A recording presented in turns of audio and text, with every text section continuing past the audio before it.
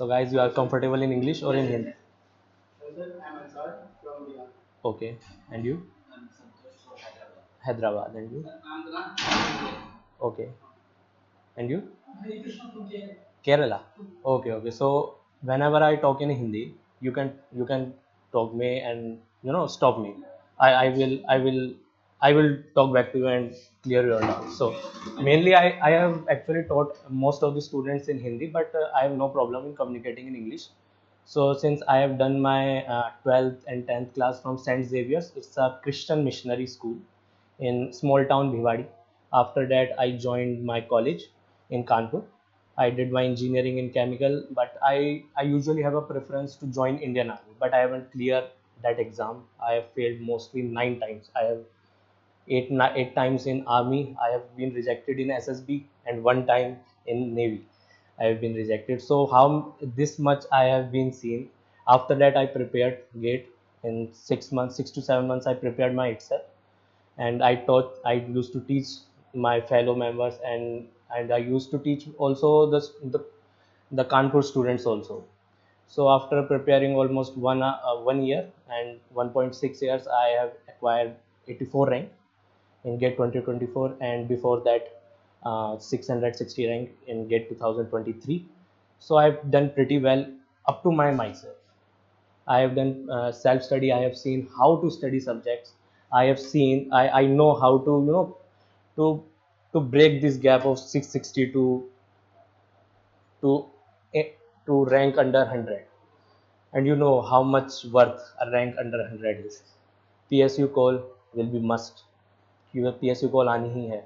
EIL हो, ONGC हो, CPCL हो, कॉल आनी ही आनी हो. CPC भी जानते हैं आप, सेंट्रल पोल्यूशन कंट्रोल बोर्ड. बहुत मन होगा आप लोगों का.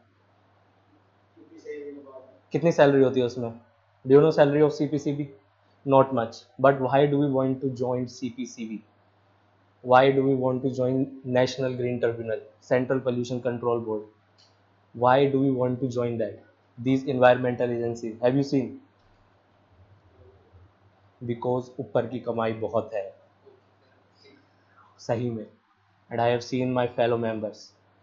They used to raid companies in my hometown Bhiwadi. It's an industrial area, chemical town. They raid. So it's good, very nice, very nice. You know, very nice field to start your journey. But apart that, the best thing you can join is EIL 22.5 LPA, ONGC 24 LPA, IOCL 17 LPA, and apart that CPCL, how much it gave? So what I am saying is you need to carry your driving force. Why are you studying? Why are you studying? You need to get highest package, which is EIL, ONGC, CPCL, PSUs. If not PSUs, you can join NITI. NITI कौन है? National institute of training, industrial training. आपने सुना होगा IIM Mumbai, जो अभी अभी IIM Mumbai बना है. So they took students under GATE examination. PGDM course कराते हैं, मास्टर्स कराते हैं. ऐसे बहुत सारे कोर्सेज हैं जो मास्टर्स कराते हैं, गेट्स कोर्स है. पता है आप लोगों को? पता है? पता है, एक को पता है. ठीक है. तो after masters you can do masters from IIT Delhi. You can easily get under 200 300 rank. Best is IIT Bombay. Why I'm chosen IIT Delhi? Because I used to teach. So that's my motivation, that's my time pass, that's my passion. So IIT Delhi is near to my house. Coaching is all around Kalusarai, GSRI, Hos Khas, everywhere. So gate coach is best I have seen.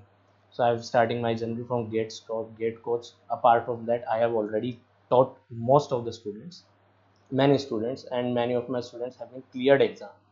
See, so today I will be teaching you mass transfer. So why do we need to study mass transfer? Have you studied heat transfer? Heat transfer पढ़ा है आप लोगों ने? अभी तक नहीं पढ़ा है? कॉलेज में पढ़ा है. हीट ट्रांसफर और मास ट्रांसफर हम पढ़ते क्यों? पहली बात तो है, मैकेनिकल और केमिकल स्टूडेंट, ये कोर ब्रांचेस हमें पढ़नी क्यों होती है? आप लोगों को अपना ड्राइविंग फोर्स पता है ना? आप लोग क्यों पढ़ रहे हो?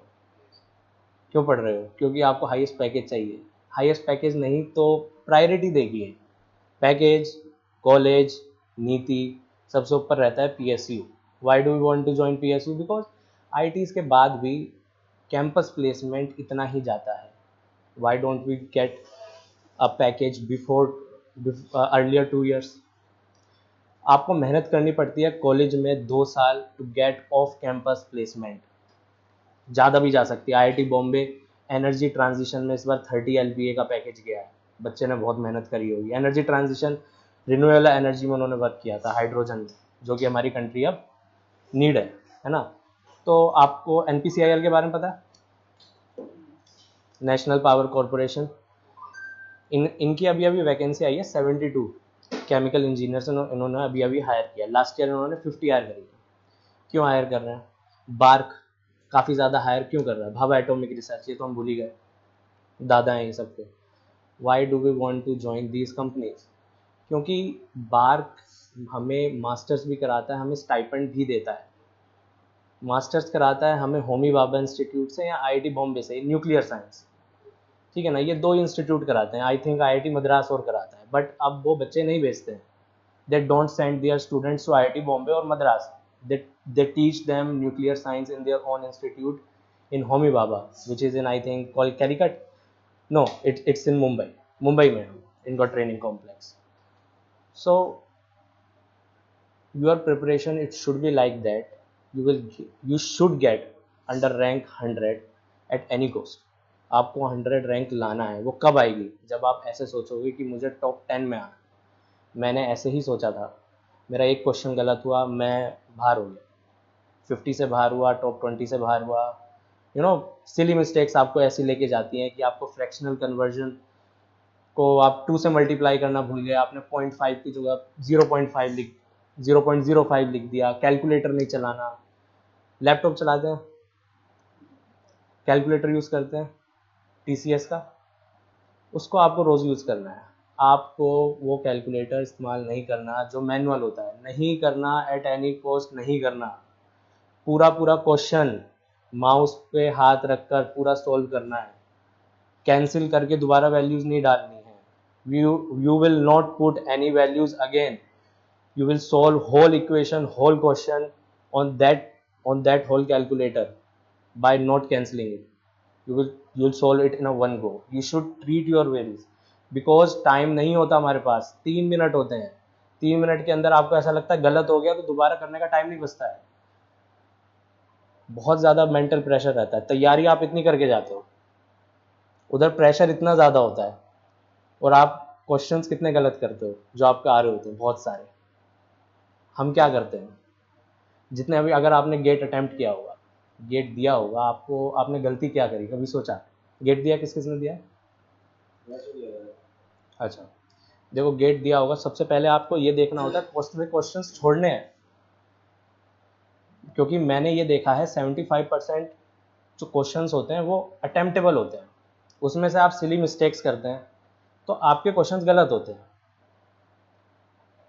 सिली मिस्टेक्स कैसे भाई? आप हाफ 1/2 को आपने 2 लिख दिया, रेशो गलत निकाल दिया नसल्ट नंबर से, फ्रेंडल्ट नंबर का इस्तेमाल ठीक नहीं किया, यहाँ लगाना था टर्बुलेंट के लिए, आपने लैमिनार फ्लो के लिए यूज़ कर लिया। आपको समझ में आ रहा है? तो आपको बहुत ज़्यादा डिटेल में जाना पड़ेगा। और मास ट्रांसफ़र में मैं ऐसा क्यों बोल रहा हूँ? मास ट्रांसफ़र बहुत बड़ा सब्जेक्ट है। ईजी है, ईजी नहीं तो कीजिए मॉडरेट कह लीजिए, ईजी है और लेंदी है। होता क्या है, मैं आपको पढ़ाता हूँ, मैंने आपको डिफ्यूजन पढ़ाया, उसके बाद मैं आपको डिस्टिलेशन पढ़ाऊँगा, एक्सट्रैक्शन पढ़ाऊँगा, एब्जॉर्प्शन पढ़ाऊँगा। एब्जॉर्प्शन आज तक आते आते ना आप भूल जाओगे। एब्जॉर्प्शन के बाद भी टॉपिक है मेम्ब्रेन सेपरेशन, जिनसे 1 मार्क्स या 2 मार्क्स का थ्योरेटिकल क्वेश्चंस पूछा जाता है, एंड आई डोंट थिंक किसी से होता भी है वो पूरे इंडिया में। तो ऐसे क्वेश्चंस पे हमें ध्यान ही क्यों देना जब हमें पता है कोई नहीं देने वाला इसका आंसर। एक ऑस्मोसिस से क्वेश्चन आया था, किसी से नहीं हुआ था, रिवर्स ऑस्मोसिस से बहुत 1-2 बच्चों से। तो इन क्वेश्चंस पे ध्यान नहीं देना होता। आपकी प्रायोरिटी स्ट्रेट रखिए अपनी, कौन से क्वेश्चंस हमें आते हैं हमें वो करने हैं, जो हमें आता है हमें वो रिवाइज करना है। अब देखिए, मैंने जो रूल फॉलो किया, मैं ये करता था, मैंने डिफ्यूजन पढ़ा, तो उसका सिलेबस क्या है डिफ्यूजन का या हीट ट्रांसफर, कुछ भी किसी भी सब्जेक्ट का गेट में सिलेबस क्या है, सिलेबस क्या है, कुछ पता है? सिलेबस केवल PYQs है।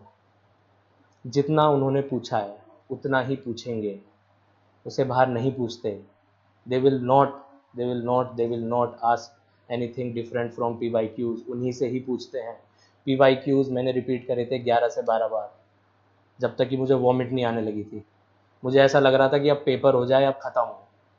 कई बार मेरे साथ ऐसा हुआ, पेपर हुआ है क्योंकि अब मुझे रिवीजन नहीं करना। मास ट्रांसफर जैसा सब्जेक्ट, हीट ट्रांसफर जैसा सब्जेक्ट, जिसमें 300 questions apart from PYQs extra class में करवाने होते हैं, उनको आप रिवाइज करोगे, उसके बाद PYQs करोगे 8 to 9 टाइम्स।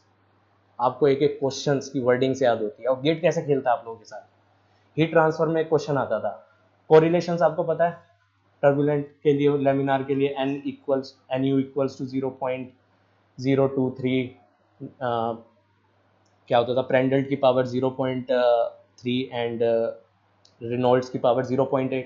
टर्बुलेंट के लिए ये होता है। ये कोरिलेशन है। ये पहले गेट में ना दिया जाता था, गेट के क्वेश्चंस में दिया जाता था, अचानक इन्होंने देना बंद कर दिया। क्यों भाई? It's a correlation. गेट हमसे एक्सपेक्ट करता है, वो जानता है और वो चाहता है, गेट एक्सपेक्ट्स अस कि हम उन क्वेश्चंस को पढ़ के आए हैं। वो हर बार ऐसा होता है कि उन्हीं से ही क्वेश्चंस आते हैं। सो मैं ये बताना चाहता हूँ कि जो PYQs आए हैं, अगर उनमें फॉर्मूलाज दिए हैं, वो फॉर्मूलाज भी आपको याद होने चाहिए। हीट ट्रांसफर में एक क्वेश्चन है, उसमें P और R दो दो वैल्यूज निकालने के लिए फॉर्मूला दिए, तो आपको उन दोनों की ना वैल्यूज भी, उन दोनों के फॉर्मूलेज याद होने चाहिए। It's for shell and tube heat transfer, heat exchanger, आपने पढ़ा होगा शायद। So it's stick to your basics, stick to PYQs again and again. जितनी तैयारी सिंपल होगी, जितनी तैयारी रिपीटेटिव होगी, you need to be repetitive, you need to be simple, you don't need to make it complicate. Complicate नहीं करना है। जितना पढ़ाता हूँ उतना पढ़ना है, उसे रिपीट करना है इन अ क्यूमुलेटिव वे। क्यूमुलेटिव वे जैसे मैंने आज आपको कोई टॉपिक पढ़ाया, कल आपको मैंने टॉपिक पढ़ाया, अगर कल आप रिवीजन करते हो तो फर्स्ट टॉपिक से करोगे, 2 दिन बाद रिवीजन करोगे तो फर्स्ट टॉपिक से ही करोगे। ऐसे करते जाना है, फर्स्ट टॉपिक से ही रिवीजन करना है। क्यों करना है भाई? अजम्पशंस इतनी सारी होती हैं, अगर मैं आपको अजम्पशंस बताऊंगा आप भूल जाओगे।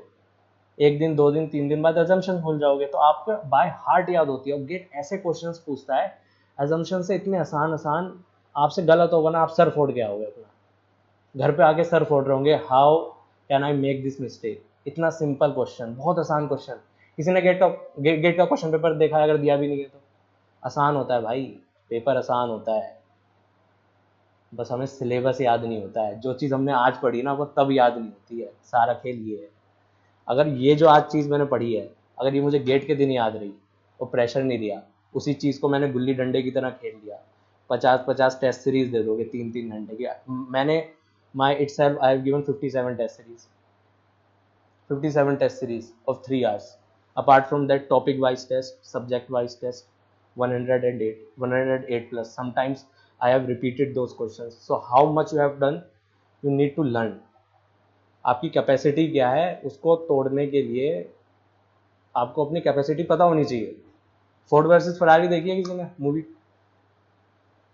उसमें एक डायलॉग है, उन्होंने ये कहा है कि अगर आपको किसी की कैपेसिटी या अपना ही रिकॉर्ड तोड़ना है, पहले तो कैपेसिटी पता होनी चाहिए। देखिए, देखना, बहुत अच्छी मूवी है।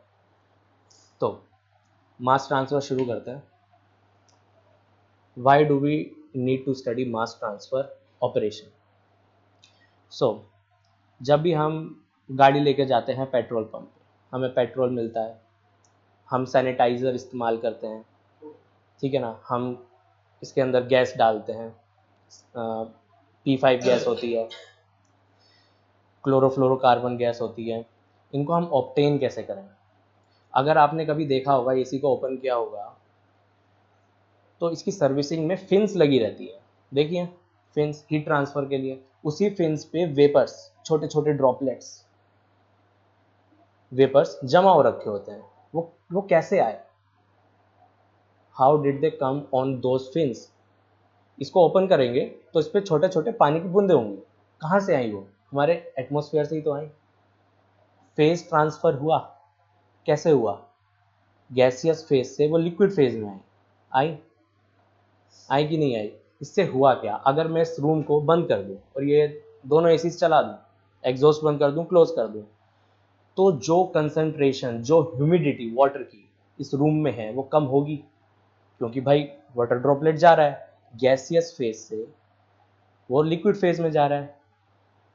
तो यही मास ट्रांसफर है, change of phase of due to concentration change.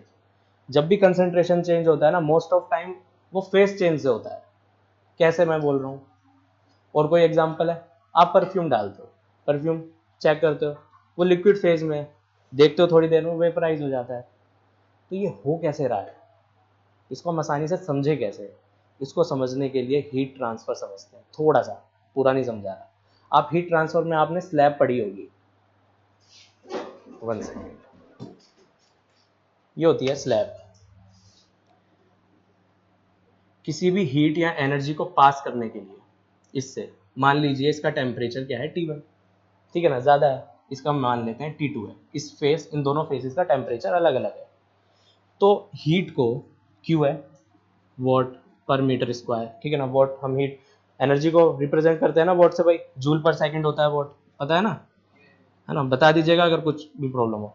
अगर हीट जब जाएगी तो कोई रेजिस्टेंस आएगा, आएगा भाई, मटेरियल पे डिपेंड होता है ना। अगर मैं कॉपर की स्लैब रखता हूँ जल्दी चला जाएगा, एल्युमिनियम की रखता हूँ थोड़ा देर में जाएगा, बोरोन की रखता हूँ और कम जाएगा, ग्लास की रखता हूँ और कम जाएगा। ऐसा क्यों हो रहा है, अगर मैं इसके बीच में वैक्यूम कर देता हूँ फिर तो और कम जाएगा, फिर तो जब ये हीट होगी रेडिएशन से जाना पड़ेगा उसे।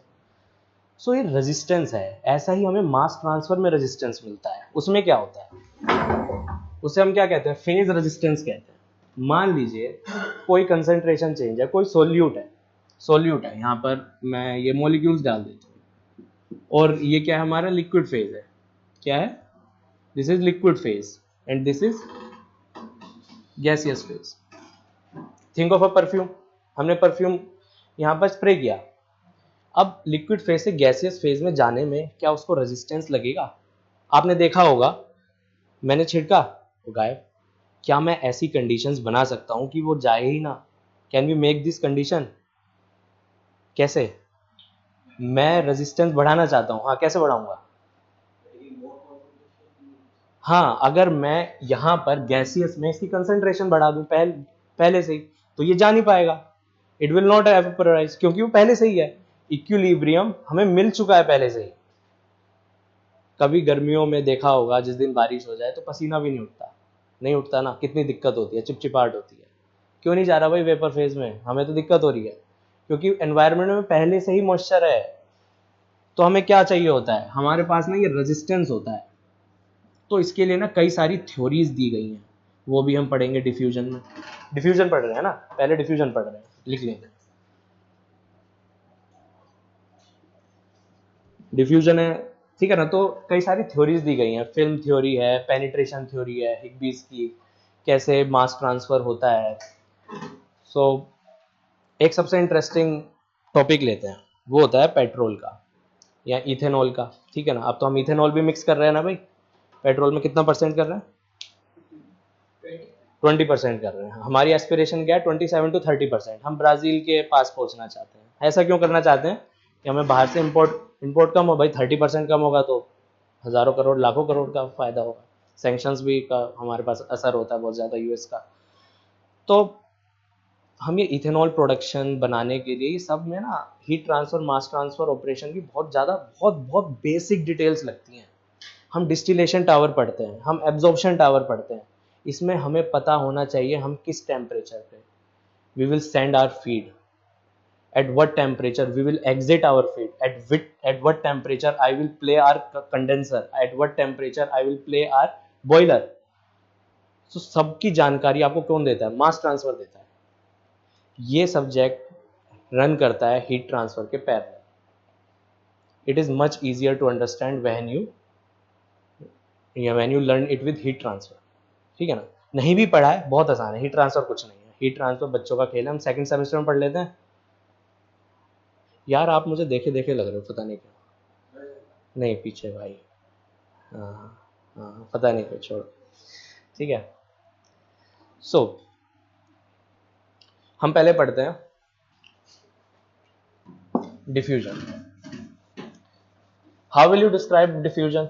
कोई बताएगा डिफ्यूजन होता क्यों है?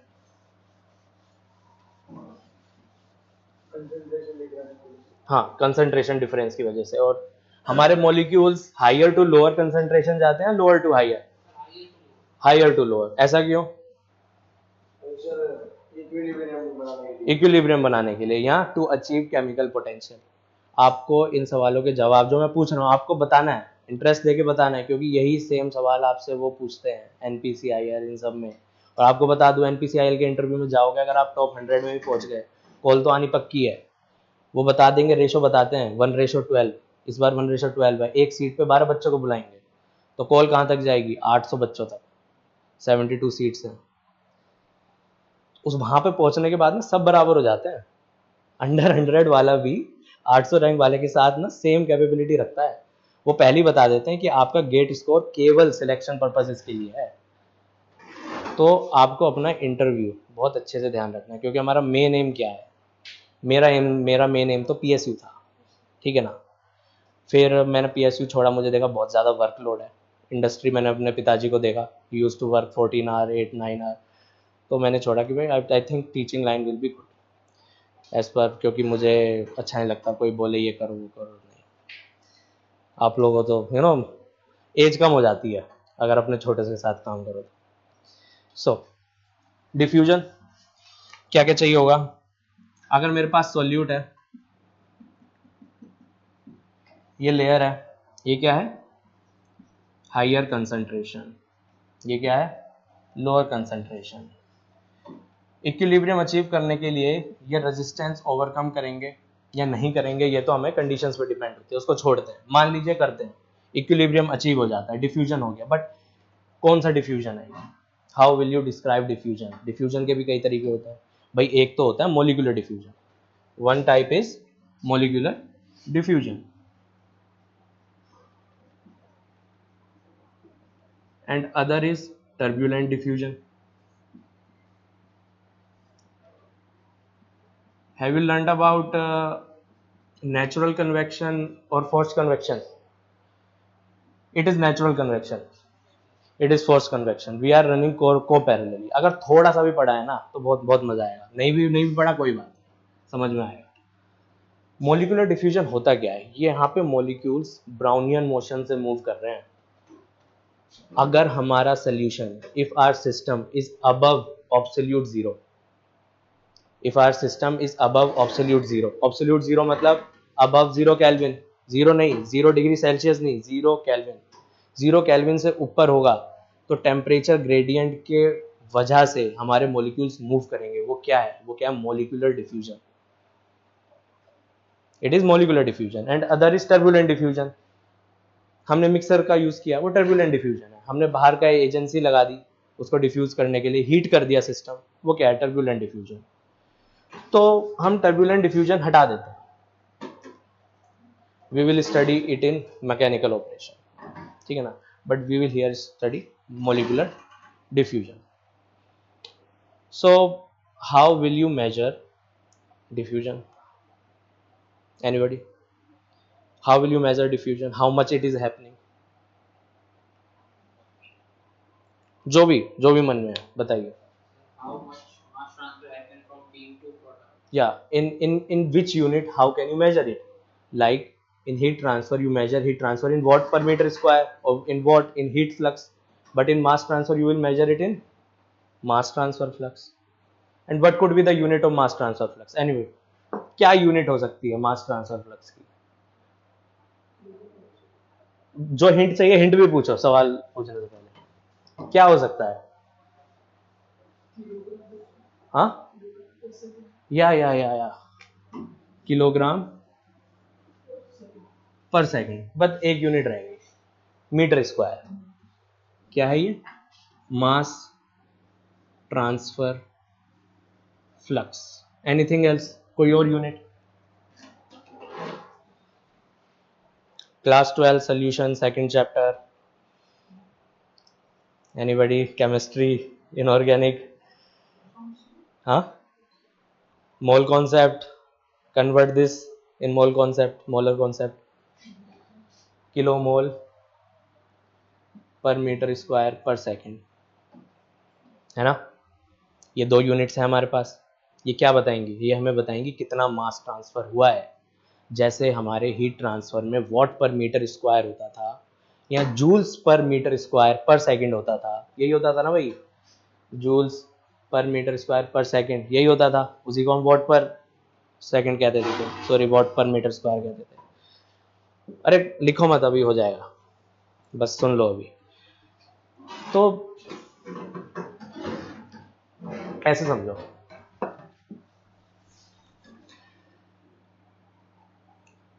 Mainly we will use kilo mole per metre square per second. Unit का खेल है सारा।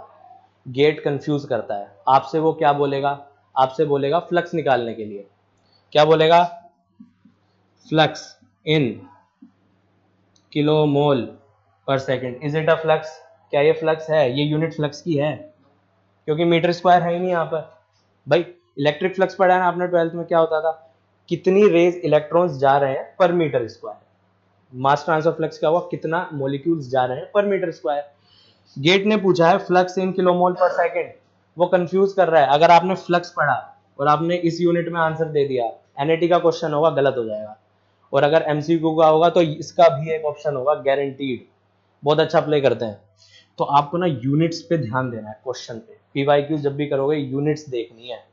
वो कुछ भी बोले, फ्लक्स बोले, रेट बोले, वैसे ये है क्या, ये तो फ्लक्स है भाई, ये रेट है। जब भी हम फ्लक्स को एरिया से मल्टीप्लाई कर देते हैं, वी विल गेट रेट। आ रहा है ना आपको, आ रहा है ना।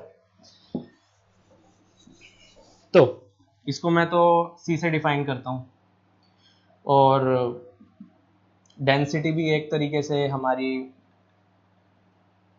कंसंट्रेशन होती है ना भाई, कितना किलोग्राम है पर मीटर क्यूब, कितनी किलोग्राम ह्यूमिडिटी है, कितना किलोग्राम हमारा वाटर ड्रॉपलेट्स हैं in this room, 1 metre cube में कितना, ये क्या है, ये भी तो कंसंट्रेशन है। डेंसिटी भी एक कंसंट्रेशन है, कभी सोचो।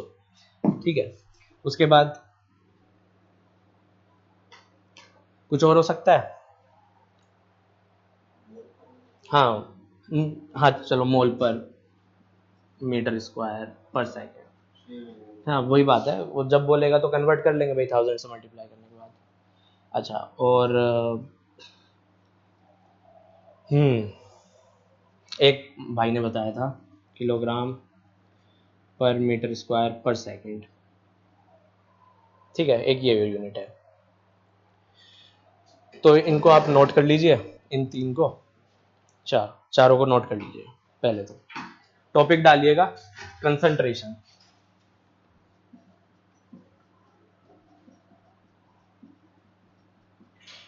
Diffusion covers 1 to 2 marks only.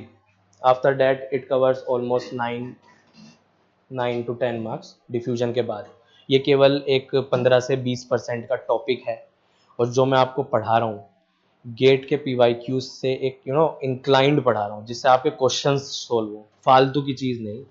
PYQ solve होने चाहिए, जो आएंगे क्वेश्चंस वो सोल्व होने चाहिए। तो अगर मैं आपको ये पढ़ाता हूँ, घर पे जाके उस रिलेटेड टॉपिक से पीवाईक्यूज करिएगा, ठीक है ना। यहाँ मैं भी करवाऊंगा, कोई बात नहीं।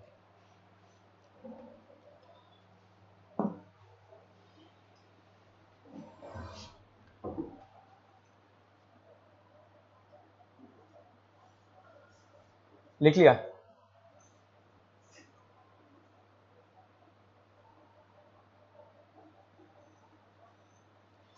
एक्चुअली डिफ्यूजन समझने में ही प्रॉब्लम आती है, बाकी सब जो टॉपिक्स है ना वो फॉर्मूले ओरिएंटेड है, वो आपके रिवीजन पर है। डिफ्यूजन में आपको यही सब चीज़ें ना, अभी लग रहा होगा कि बहुत आसान है, अभी मैं आपको ऐसी ऐसी चीज़ें बताने वाला हूँ, आपको लगेगा कि क्या बताने लगे अचानक से, क्योंकि गेट में ऐसे क्वेश्चंस पूछे गए हैं वो उस टाइम हुए भी नहीं थे शायद किसी से, और ऐसी ऐसी चीज़ें हैं जो बुक्स में भी नहीं। आपके पास ट्रिवियल है, मास ट्रांसफर होगी, है ना। चल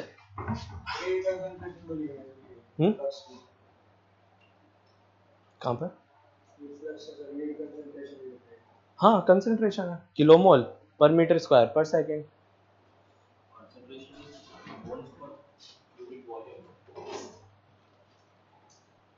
हाँ बट एक काम कर लीजिए, ऐसे लिख लीजिए, काटिएगा मत, ऐसे लिखो, इसको लिख लो kilo mole per metre cube, ठीक है। इसको लिख लो kilogram per metre cube, and दूसरा बस ये दो काफ़ी है, ठीक है। अब मेरे को ये बताइए, अगर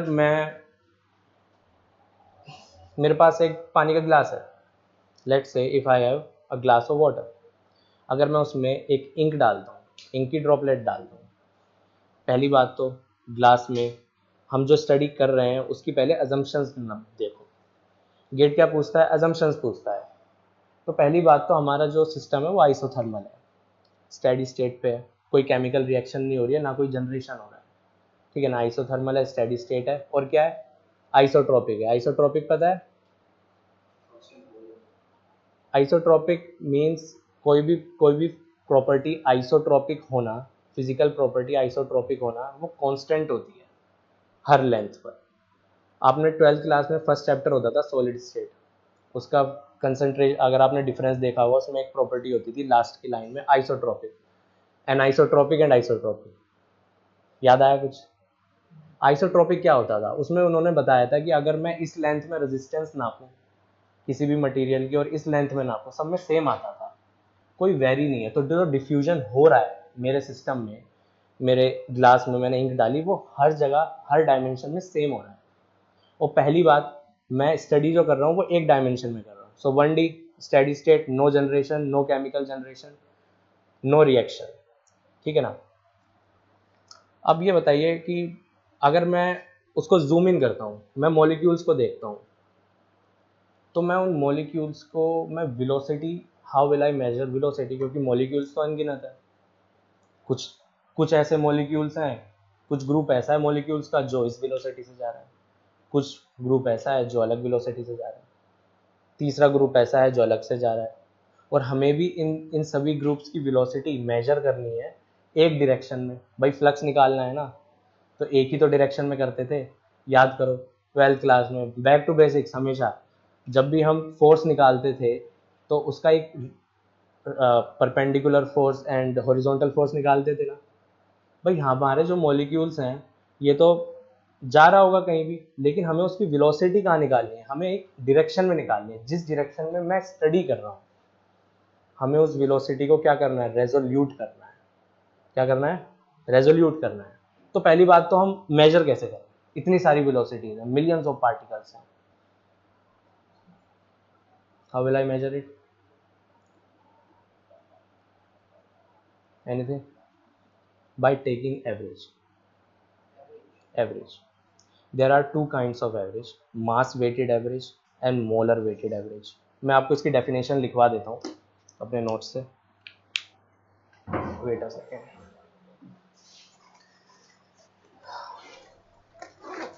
क्योंकि लिखिए,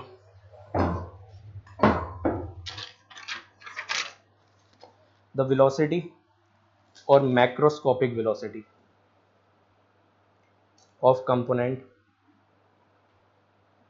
is obtained by, लिखूं, the velocity or macroscopic velocity of component is obtained by summing up all instantaneous velocity of component resolving in the direction, and by summing up all the instantaneous velocity of component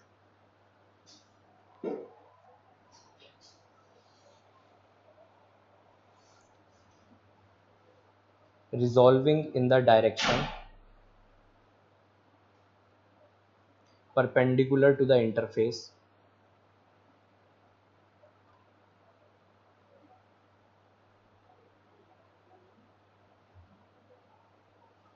and by dividing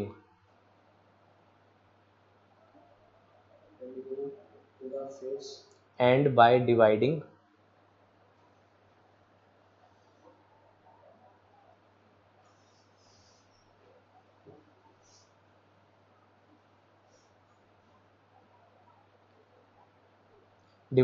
it by the number of molecules of component.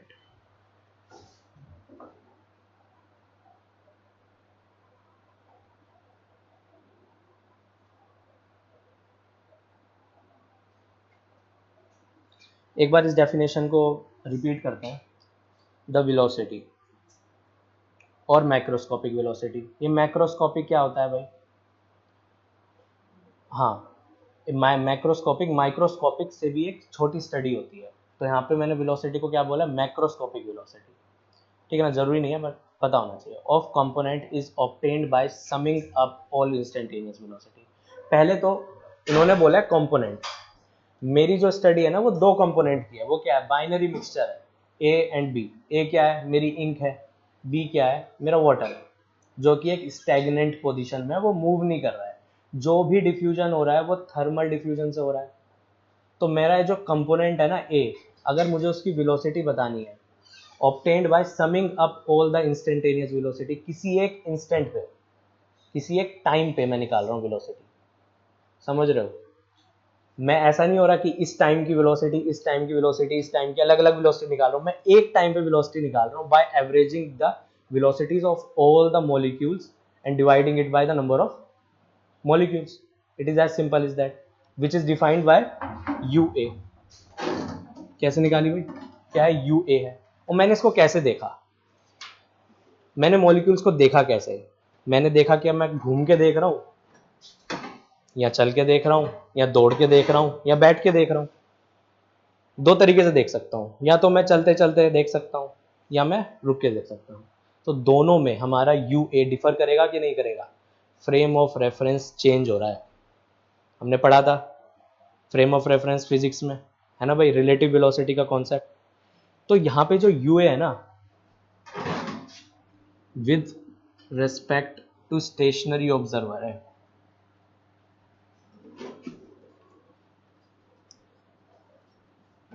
With respect to stationary observer.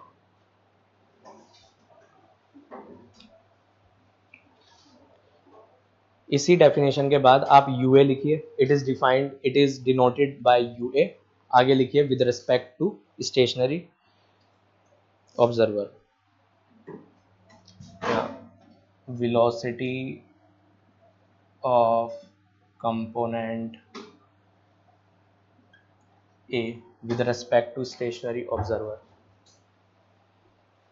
तो क्या velocity निकल गई? सोच के देखो.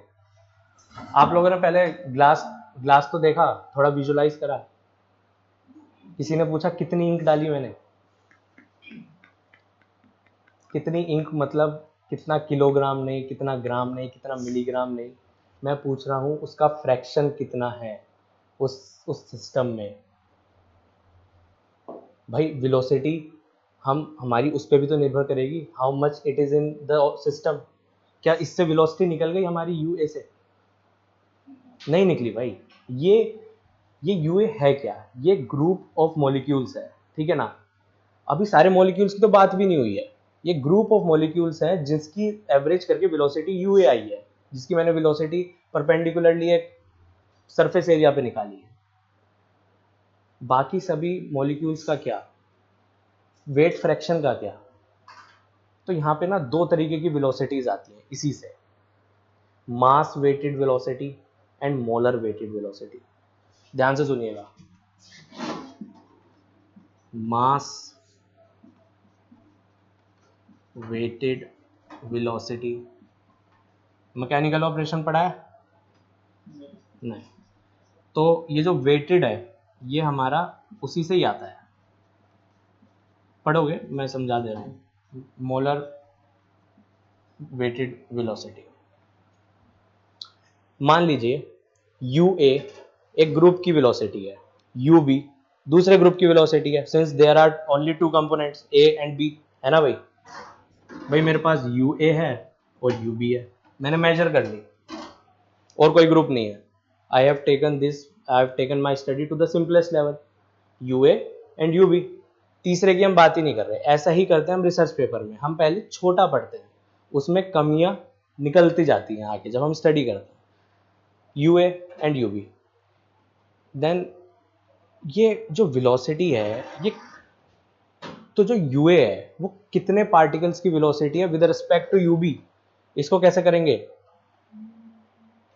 Mass fraction से। हम देखेंगे जो ये ए है ये कितना है हमारे सिस्टम में, ए कितना है, since it is mass weighted, यहाँ पे हम क्या लेंगे, मास फ्रैक्शन। मास फ्रैक्शन कितना लेंगे भाई, मान लीजिए ये ग्लास है, इसमें मैंने इंक डाली, तो इसका मास फ्रैक्शन कैसे आएगा, मैं मास फ्रैक्शन को ओमेगा से डिनोट करता हूँ, so M A plus M B, है ना, ये क्या है, mass fraction of A, omega B, इसको ऐड कर दें, ये है मास वेटेड वेलोसिटी। इसको हम किसी और तरीके से डिफाइन कर सकते हैं, हाँ, नहीं नहीं नहीं नहीं, अरे समेशन का इस्तेमाल कर लेते हैं, मैं ये कह रहा हूँ omega I U I equals to 1 to N. भाई 1 से लेकर एन तक हमने सम कर ली, हमने माना था 2, बट जितने भी ग्रुप्स हैं मैंने सबका समेशन ले लिया। ये क्या है, मास वेटेड वेलोसिटी। अब आप मेरे को बताइए मोलर वेटेड वेलोसिटी क्या होगी, किसी से भी डिनोट कर लीजिए अपने हिसाब से। वैसे हम 12th क्लास में काई का इस्तेमाल करते थे, है ना, एक्स ए, दूसरा क्या होगा एक्स बी, लिख लो यार, X A U A plus X B U B, यही है मास वेटेड वेलोसिटी। इसको हम शॉर्ट में कैसे लिखेंगे भाई, लगना चाहिए केमिकल इंजीनियरिंग स्टूडेंट है, X I U I equals to 1 to N.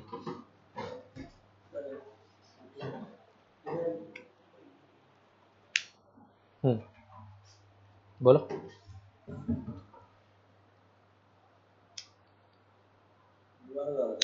देखो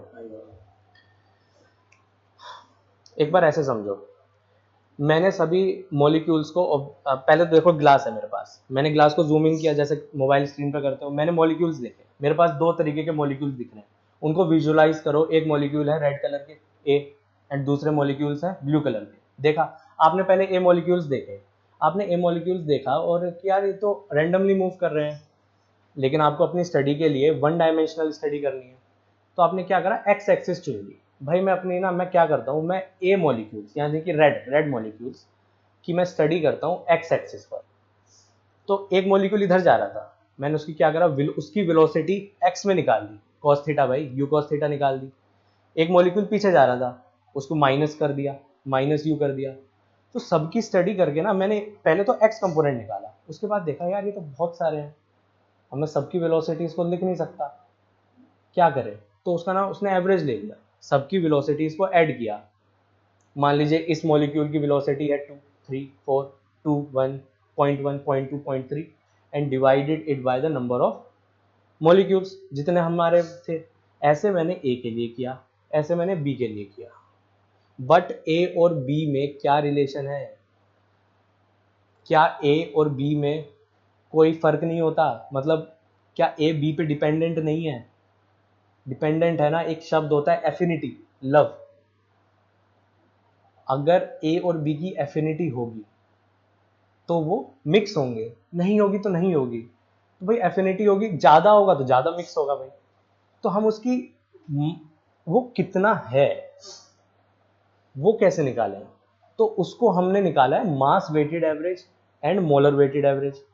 हमने सिंपली क्या किया है, ए मॉलिक्यूल्स की जो वेलोसिटी आई थी उसके मास फ्रैक्शन से डिवाइड मल्टीप्लाई कर दिया, सॉरी, एंड मोलर वेटेड में क्या किया है, मोल फ्रैक्शन से मल्टीप्लाई कर दिया। मोल फ्रैक्शन क्या होता है, N A by N A plus N B, है ना भाई, सोल्यूशन में पढ़ा था, बताऊं क्या, पता है ना मोल्स का, तो बस सिंपल सा है। देखो हो सकता है ये 2 चीजें समझना है, क्योंकि ये जो होता है ना, ये कॉन्सेप्ट होता है हमारा मैकेनिकल ऑपरेशन का। मैं ये नहीं कह रहा, मैं समझा नहीं रहा, ये हमारे स्टैटिस्टिक प्रॉब्लम्स हैं। अगर आप मैथमेटिक्स भी पढ़ोगे, स्टैटिस्टिक्स में जाओगे ना, वहाँ पे भी ये क्वेश्चन आता है, प्रोबेबिलिटी में भी ऐसे सवाल आते हैं। तो इन क्वेश्चंस को रूबरू हो, मास वेटेड एवरेज या मोलर वेटेड एवरेज ऐसे ही निकाला जाता है जब हम किसी भी सोल्यूशन की सिस्टम की बात करें। लेकिन इसके बाद क्या हमने फ्लक्स निकाल लिया? थोड़ी हम ब्रेनस्टॉर्मिंग करते हैं। हाँ, ये यूए वही है जो हमने, नहीं, यूए मास वेटेड एवरेज वेलोसिटी नहीं है। हाँ हाँ हाँ हाँ, ए कंपोनेंट की एवरेज वेलोसिटी है। हाँ हाँ हाँ, ए कंपोनेंट की एवरेज वेलोसिटी है एक्स डायरेक्शन में जो हमने नापी है। भाई जेड डायरेक्शन मान लो आप, लेकिन आप अब समझ रहे हो मेरी स्टडी है, मैं किसी भी डायरेक्शन में नापूं, मैं माइनस जेड में कर लूं, तो आप उसको लिखिए। ऐसे ही होते हैं रिसर्च पेपर, ऐसी पढ़ाई होती है।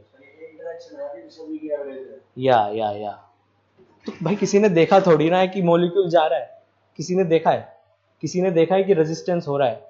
ऑल दीज आर थ्योरीज, ये बनाई गई थ्योरीज हैं जो कि सक्सेसफुल हुई है एक्सपेरिमेंट और रिजल्ट के साथ।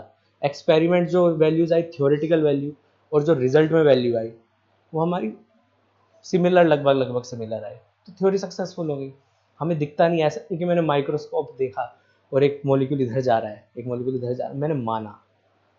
समझ रहे हो? मैंने माना, मैंने फिल्म थ्योरी लगाई, मैंने पेनिट्रेशन थ्योरी लगा के देखा कि रिजल्ट कहाँ से अच्छा आ रहा है, इस ऑपरेशन में ये थ्योरी लगाना सही है।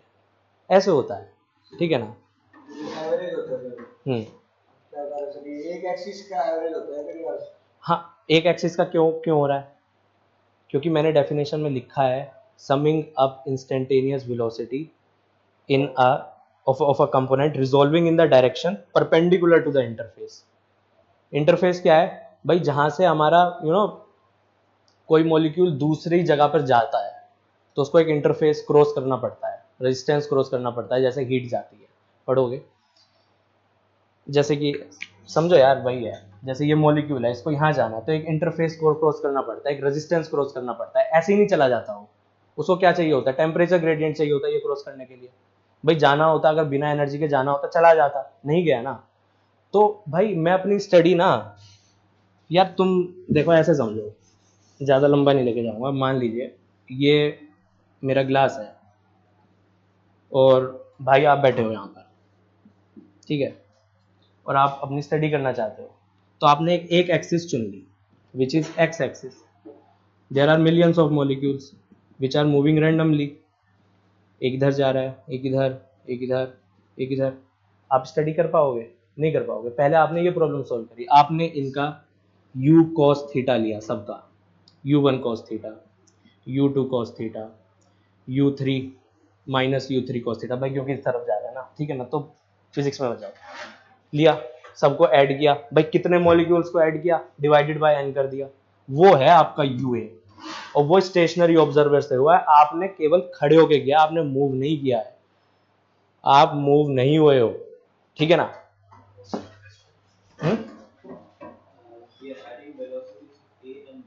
या क्यों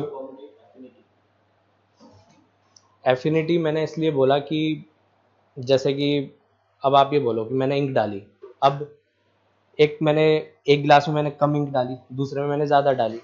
अब एक बात बताओ, अगर इंक का एक नेचर ही नहीं होगा कि वो मिक्स हो, तो उसके एक एफिनिटी पे डिपेंड होता है कि वो कितना मिक्स होगा। ज़्यादा है, अगर बहुत ज़्यादा एफिनिटी है भाई, आप ज़्यादा डालोगे तो बहुत जल्दी मिक्स हो जाएगा। तो ये एक दूसरे के ना, दूसरे पे डिपेंड हो रहा है कि भाई दूसरा कितना। ऐसा भी तो हो सकता है कि भाई जो गिलास में पानी हो बहुत ज़्यादा हो तो मिक्स हो जाएगा, इस एंड से इस एंड तक जाने में मिक्स हो जाएगा, तो हम इसको कैसे एवरेज लें? समझ रहे हो? ग्लास बहुत बड़ा है, इस एंड से अगर मैंने यहाँ पे मॉलिक्यूल है, इसको यहाँ पे आना है, कैसे करेगा? तो उसको हमारी स्टडी में ये होना चाहिए कि दूसरा कंपोनेंट है कितना, उसका फ्रैक्शन कितना है, वो 0.8 है या 0.2 है, 20% है, 80% है, ये पता होना चाहिए। तो हमने उसको यहाँ इंक्लूड किया है by mass weighted velocity and molar weighted velocity. बस कुछ नहीं बताना होता है, एक गेट में क्वेश्चन आया है 2 बार, ठीक है ना, मॉलिक्यूलर डिफ्यूजन से, और आ भी सकता है, अभी तक तो नहीं आया।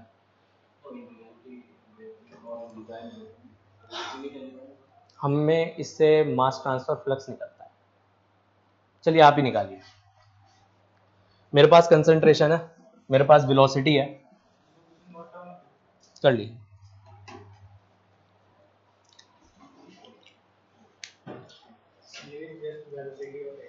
हम्म।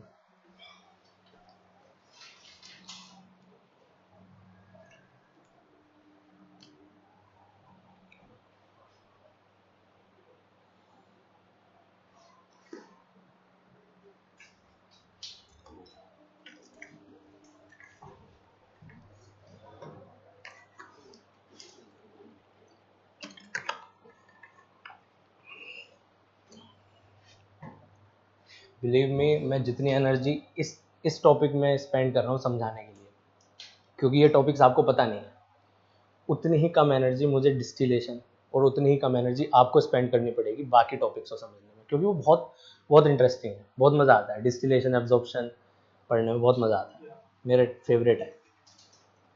और इसका जो मार्क्स कैरी करता है भाई, मास ट्रांसफर पूरा 12 से 13 नंबर का आता है, ठीक है ना। कभी कभार कम भी हो जाता है, 9-10 नंबर का भी आ जाता है। और बिल्कुल ईजी क्वेश्चंस आते हैं, क्वेश्चंस आते हैं ऐसे कि यू नो केवल वो फॉर्मूला पे होते हैं, और फॉर्मूलाज ही हमारे पास आसार है। तो रिवीजन ही है जो बचाता है। कॉन्सेप्ट मतलब सिलेबस खत्म होने के बाद सब रिवीजन होता है, रिवीजन रिवीजन रिवीजन, सिर्फ रिवीजन। इतनी बार करो भाई कि वोमिट होने लग जाए, सही में बहुत आसान है।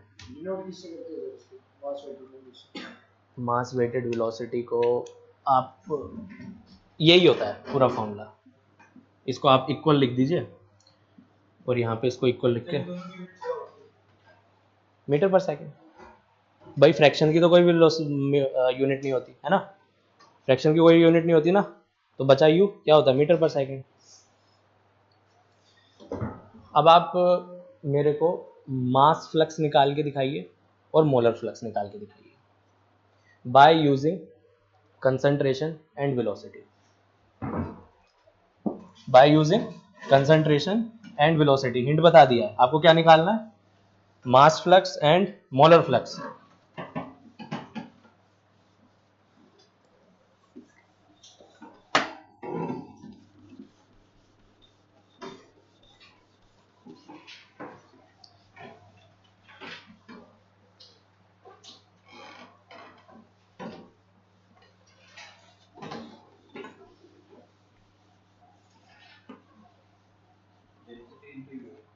या लेकिन हमने ऑब्जर्वर को इंक्लूड किया। व्हाट अबाउट ऑब्जर्वर, मैंने बताया था स्टेशनरी ऑब्जर्वर। भाई ऐसा भी तो हो सकता है, इफ ही स्टार्ट्स मूविंग, तब क्या इंक्लूड करो फॉर्मूले में।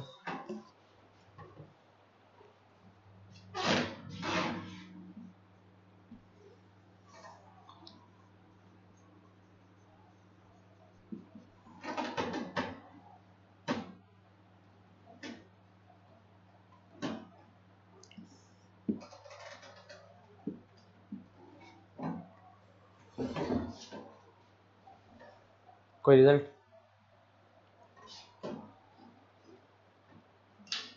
देखो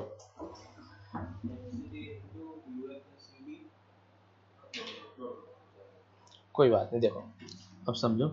मोलर फ्लक्स की पहले तो यूनिट देखो, kilo mole metre square per second, ठीक है। इसको हम, अगर मुझे वेलोसिटी से रिलेट करना है, पहले तो मैं मोलर फ्लक्स को Na से डिनोट करता हूँ, याद रखिएगा। Na से कब, ये भी देखो।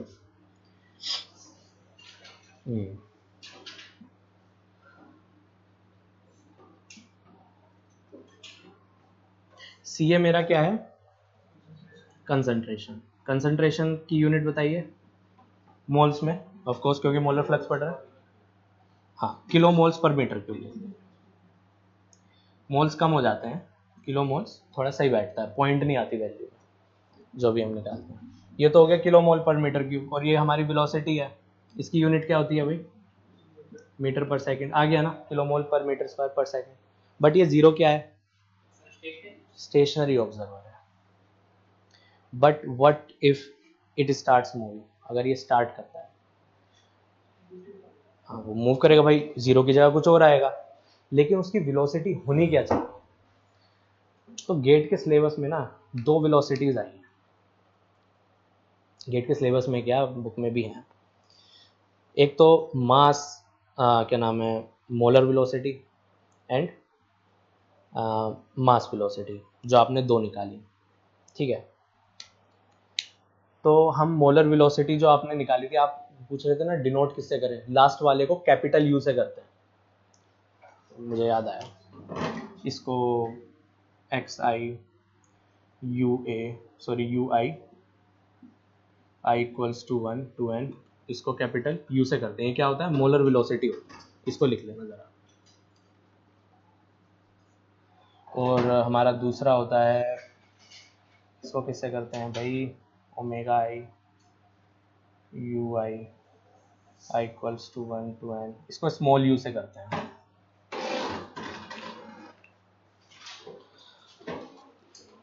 Molar velocity and mass velocity. अब हम आ गए हैं अपने असली टॉपिक पर। इसको मिटा देता हूँ, है ना भाई। तो अगर मेरा ऑब्जर्वर मूव करता है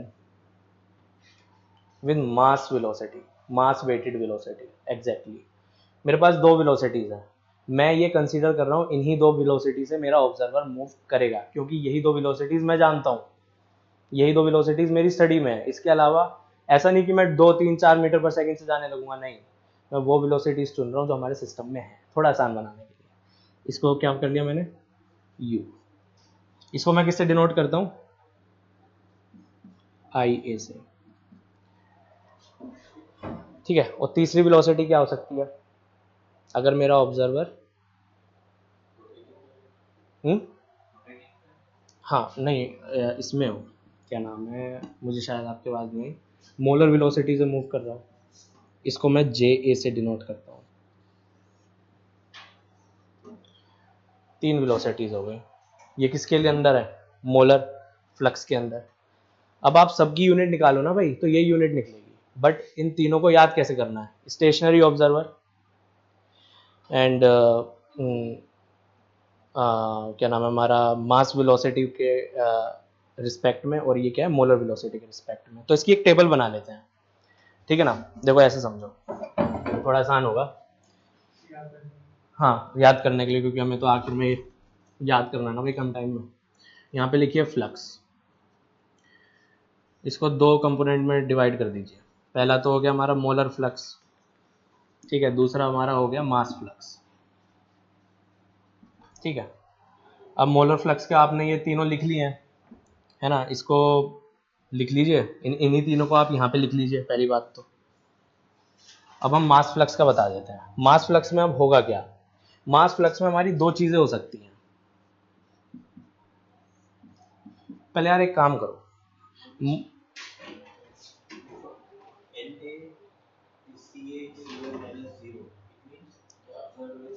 स्टेशनरी,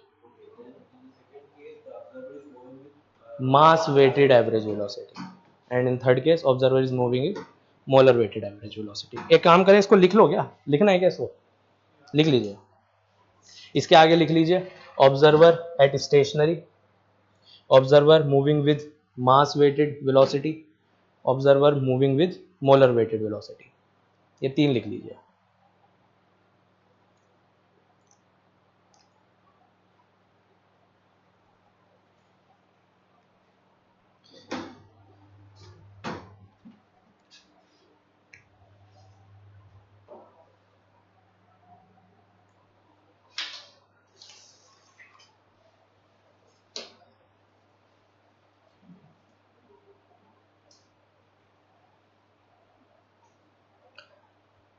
अब एक काम करिएगा, हाँ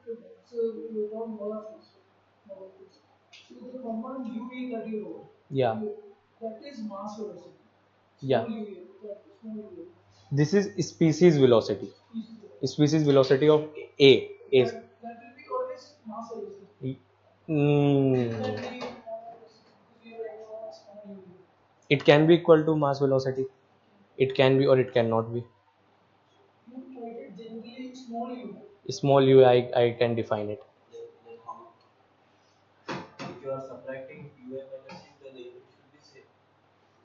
yeah, unit will be same.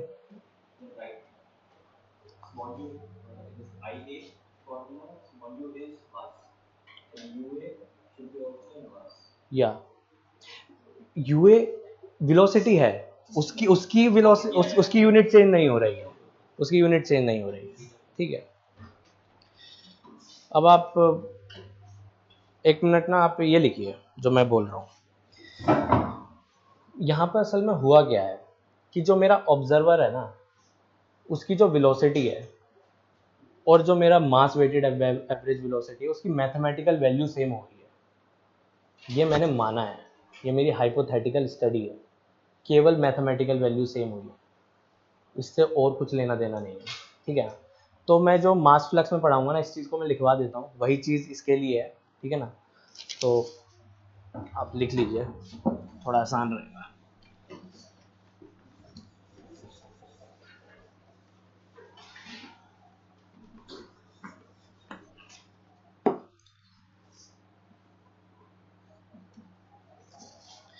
एक तो लिख लीजिए mass flux of species A when observer is stationary, ठीक है ना। और mass flux of species A when observer is moving. अब मूविंग के अंदर दो वेलोसिटीज डाल दीजिए भाई, moving with mass weighted average velocity means u, small u, and moving with capital U। Observer moving with small u and moving with capital U। लिख लें, यही हो सकते हैं। एनीथिंग, कोई और केस नहीं हो सकता, क्यों हमारे में यही स्टडी थी। अब मोलर फ्लक्स के लिए हमने we have already used capital N, तो मास फ्लक्स के अंदर हम स्मॉल एन इस्तेमाल करते हैं। क्या बोलते हैं? Small N A. आगे क्या आएगा? मास फ्लक्स, हाँ density, very good. Rho A, density of A, and species velocity U A minus 0। Observer moving with mass weighted average velocity, इसको लिख सकते हैं, सिंपल है भाई। वहां पर कैपिटल आई ए इस्तेमाल किया था, यहाँ पे क्या करेंगे? स्मॉल आई ए, ठीक है ना। I A is equals to rho A U A minus you.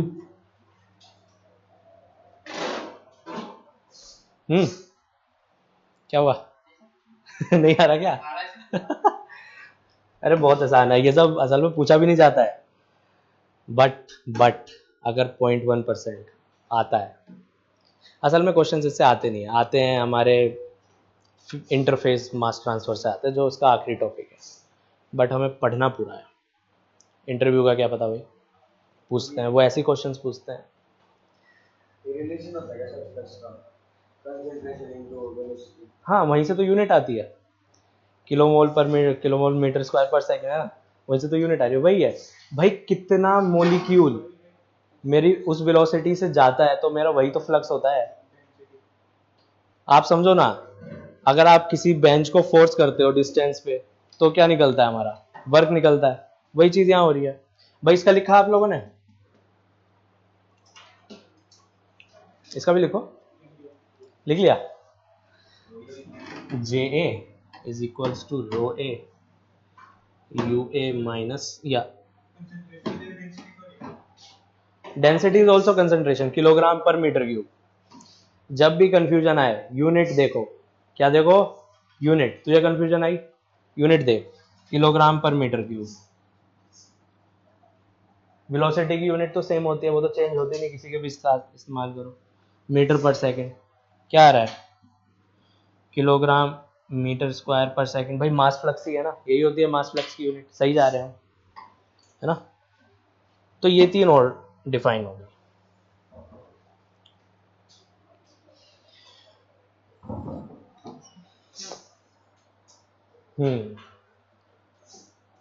यहाँ तक आसान था, आसान था, है ना।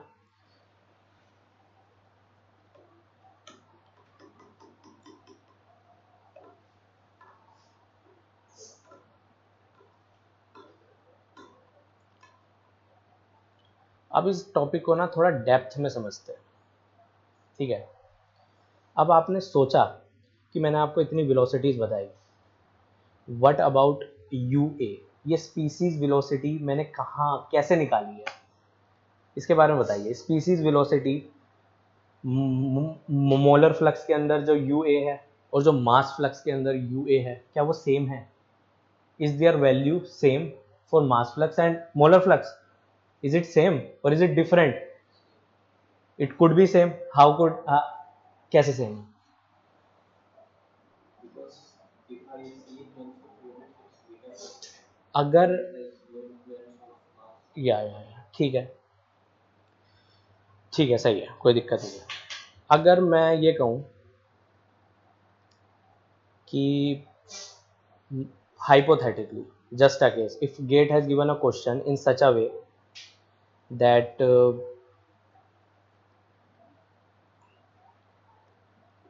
mass weighted average velocity and molar weighted average velocity both become equal to each other, such a case hypothetically, then what could be the results? अगर u और कैपिटल U दोनों बराबर हो जाता है, स्पीसीज वेलोसिटी नहीं, मास वेटेड एवरेज वेलोसिटी और molar weighted average velocity, जिसको मैं बोलता हूँ स्मॉल u और कैपिटल U, दोनों बराबर हो जाती है। थोड़ा सर दर्द होगा, ठीक है, बस सर से हाथ नहीं चला, पहले समझो। पहले इसको समझने से पहले ये देखो, क्या कैपिटल एन ए या स्मॉल एन ए कभी जीरो हो सकता है? ये बताओ। N A is equals to C A, can this value be zero? U A minus zero, can this be zero? और ये जीरो हो सकता है? भाई अगर वेलोसिटी ही zero, why are we doing study? तो जीरो तो नहीं होगा, it is non zero always. This kind of questions they ask, easy questions which actually come out of your aptitude।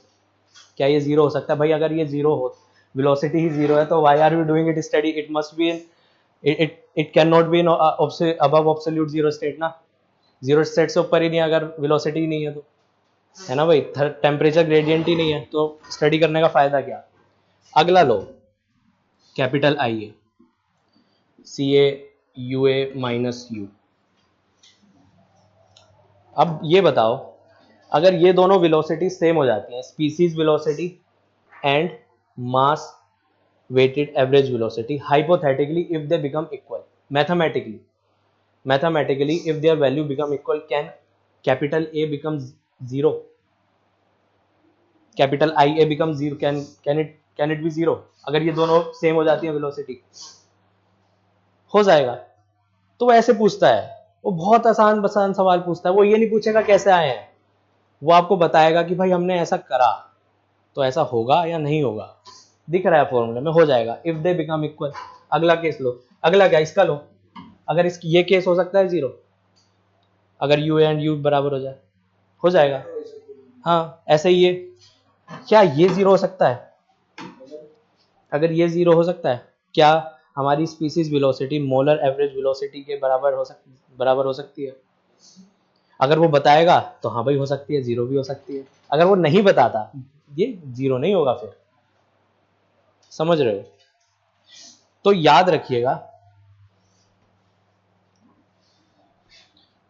J A is equals to C A U A minus U. This is only for A component ना। अगर मैं B component के लिए केवल J A वाला part लिखूं, केवल J A वाला, J B, C B, U B minus U, U तो सेम ही होगा ना भाई, क्योंकि वो तो वेटेड एवरेज वेलोसिटी है, हमने ले ही ली है पूरे सिस्टम की। तभी से वहीं से तो आई है, हमने बी को इंक्लूड कर लिया था ना यहाँ पर, तो यहाँ पे तो हमें बी लिखने की जरूरत नहीं है। तो अब ये हाँ एक तरीके से ये नहीं, ये ऑब्जर्वर की तो भाई ये है जो ब्रैकेट के अंदर है, जो बी है हमारा सेकंड कंपोनेंट है। मेरा बाइनरी मिक्सचर था ना, इंक एंड वाटर, ये मेरा वाटर है। वाटर की भी तो भाई मीडियम की तो वेलोसिटी हो सकती है कि नहीं भाई? अगर मीडियम की वेलोसिटी हो, पूरा डिफ्यूजन की इक्वेशंस हिल जाएंगी। तो मेरे पास ना यहाँ पर दो इक्वेशंस आती है डिफ्यूजन में। एक इक्वेशन आती है, one equation is when only A is moving and B is stagnant. Stagnant means रुका हुआ, स्टैग्नेंट रुका हुआ, स्टॉप्ड या stop. Have you seen water on in have you seen lake? It's a stagnant water. बोलते हैं ना दिल्ली में, रुका हुआ पानी मत करो, हाँ डेंगू हो जाएगा। स्टैग्नेंट है। पहला केस क्या है भाई? A moving but B doesn't. B क्या है हमारा? Stagnant means not moving at all. And other cases, A and B both are moving but in counter position. A is moving like this and B is moving like this. दोनों oppositely charge हैं, तो हमने इसको मान लिया है, क्या माना है? इक्यूमोलर काउंटर डिफ्यूजन। मतलब A के जितने मोल्स आ रहे हैं B के भी उतने ही मोल्स आ रहे हैं but in opposite direction. Equimolar counter diffusion. तो ये दो हमारे पास इक्वेशंस आएंगी, क्वेश्चंस यहीं से आते हैं। ये हमारा रिजल्ट है।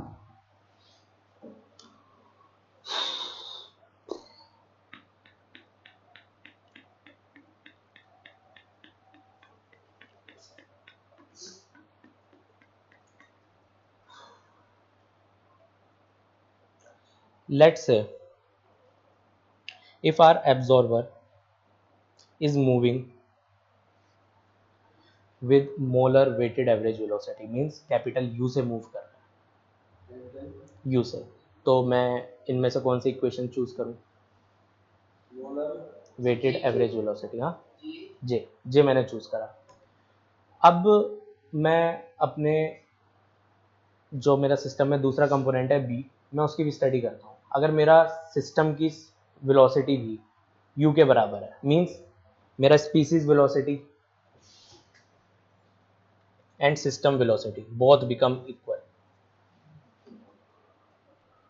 Then JA will be 0, JB will be 0, or I can say JA plus JB both will be 0। ये हो कैसे रहा है? How is it happening? मैंने माना है कि जो मेरी वेलोसिटी है, मैं the velocity in which I am moving, the particle that I am observing, it is moving with the same velocity, so it seems to be stationary to me। it seems to be stationary to me, like you see in train। बगल वाली train का पता नहीं चलता शुरुआत में कि चल रही है या, क्योंकि साथ साथ चल रही होती है सेम स्पीड से। Here relative velocity is 0, diffusion हो रहा है मगर JA 0 है। डिफ्यूजन हो रहा है मगर JA 0 है। क्यों? क्योंकि जो मेरा U है, कैपिटल U, ये मेरी स्पीसीज वेलोसिटी के बराबर हो गया। आसान शब्दों में मेरी वेलोसिटी और जो स्पीसीज की वेलोसिटी है वो सेम है, क्योंकि मैं और किसी को नहीं देख रहा, मुझे सराउंडिंग से फर्क नहीं पड़ता, मैं स्पीसीज को देख रहा हूँ, स्पीसीज मेरे साथ चल रही है, मतलब सब थमा हुआ है। Diffusion is happening but at what cost? Relative velocity is 0, ठीक है ना? So apart from that is medium is also moving ना, मीडियम भी तो मूव कर रहा है। तो अगर मैं सराउंडिंग को देखूं भी तो कुछ फर्क पड़ेगा। Medium is also moving with capital U which is equal to small u है, तो कुछ फर्क पड़ता है भाई। सारी चीजें साथ में चल रही हैं, इसका मतलब क्या हुआ? मुझे डिफ्यूजन दिखेगा? नहीं दिखेगा। मतलब क्या होगा? JA plus JB is equals to 0। हाँ UA, हाँ या just means yeah, you don't know how much it take to understand this in my time, how much I have given to this topic, and it is not worth it at all। They don't ask such question. आपको क्या याद रखना है, J A plus J B always zero होता है, always zero होता है, always zero होता है। अब एक बात बताओ, ऑब्जर्व करके देखो। नहीं नहीं, वो केस लगाया है, मैंने लगाया है, मैंने माना है, उसको लगा के ही बोल रहा है। अगर आप, मैं क्या बोल रहा था यार, भूल गया। हाँ, J and J B zero है, मैं कुछ और बोल रहा था शायद। हाँ, ये बोल रहा था, एक सेकंड रुको।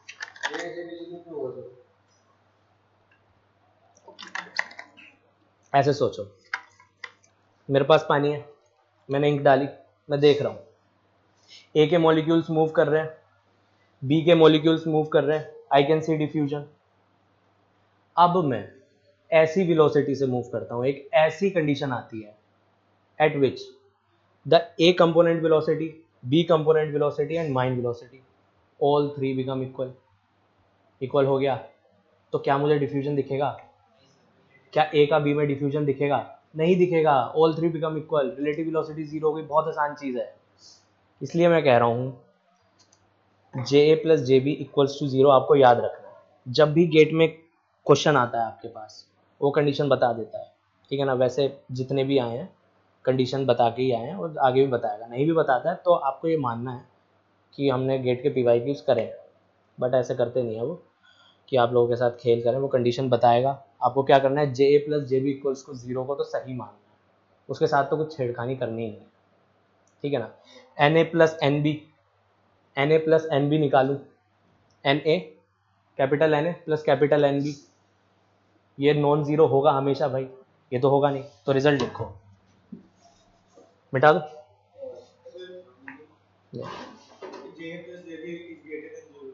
Equals to zero, equals to zero. हाँ,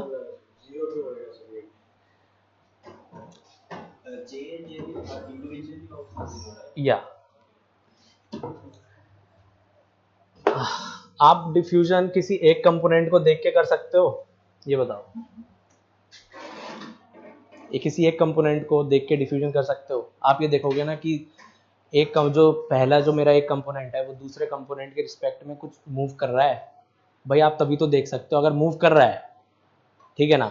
ए बी के रिस्पेक्ट में कुछ मूव कर रहा है, मान लेते हैं कि ए की वेलोसिटी 2 है, बी की वेलोसिटी 5 है, मतलब मेरा मीडियम ज्यादा जा रहा है और मेरा जो सोल्यूट है कम जा रहा है। अब मैंने देखा कि भाई मिक्सिंग हो रही है, लेकिन एक कंडीशन ऐसी आती है, मान लेते हैं कि मेरा जो ए है वो 2 की वेलोसिटी से जा रहा है, बी है वो भी 2 की वेलोसिटी से जा रहा है, मैं स्टेशनरी हूँ, तो क्या मुझे डिफ्यूजन देखने को मिलेगा? देखने को मिलेगा भाई, ए और बी मूव कर रहे हैं, मिक्सिंग होगी एजिटेशन से। लेकिन अगर मैं भी मूव करने लगा 2 वेलोसिटी से तो दिखेगा डिफ्यूजन हो रहा है, बट जे ए जीरो है, but N A non zero है, N A plus N B non zero है, स्टेशनरी के लिए नॉन जीरो है, but when I am moving with the same velocity as species velocity it is zero. हाँ, U V और U A बराबर होगा, equal होगा, वो कंडीशन बताएगा आपको। इसलिए इसको हम मतलब मान लेते हैं याद रखने के उससे, हाँ मानते हैं हम जीरो।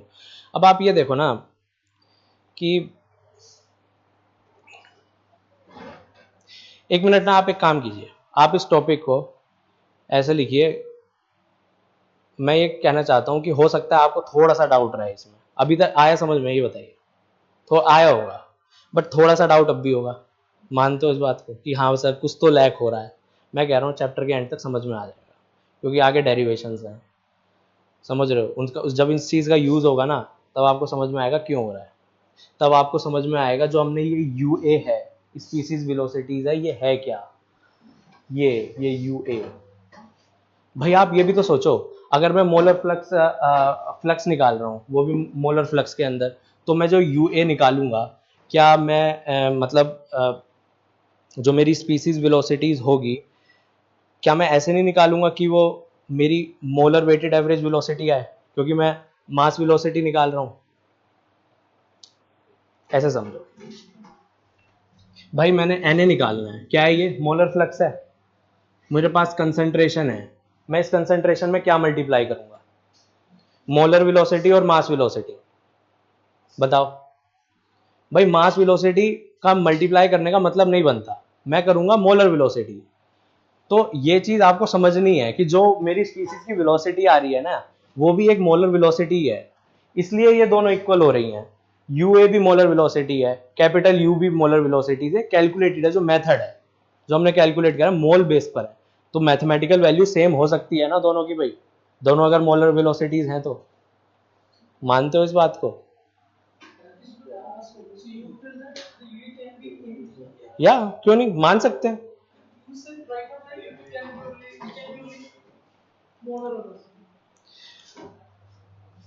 आप ऐसे समझो, I can repeat this topic, just a minute.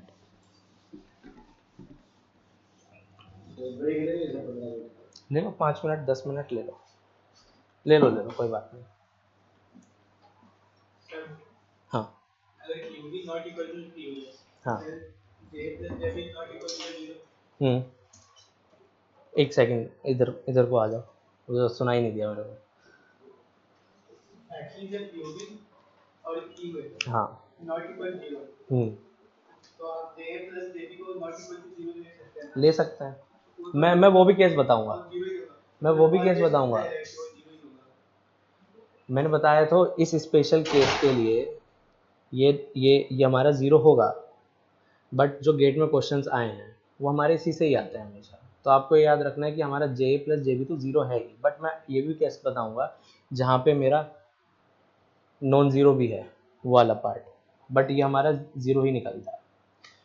कोई बात नहीं, 15 मिनट रुक जाते हैं, 10-12 मिनट।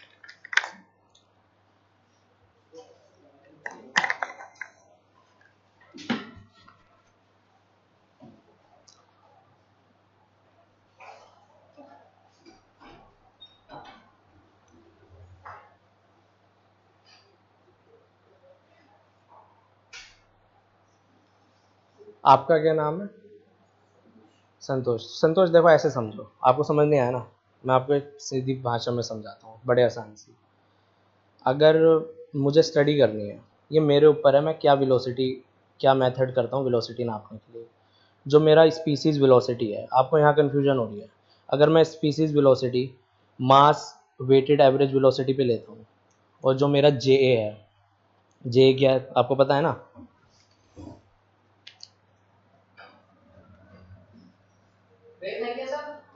हाँ ब्रेक है, 15 मिनट का है।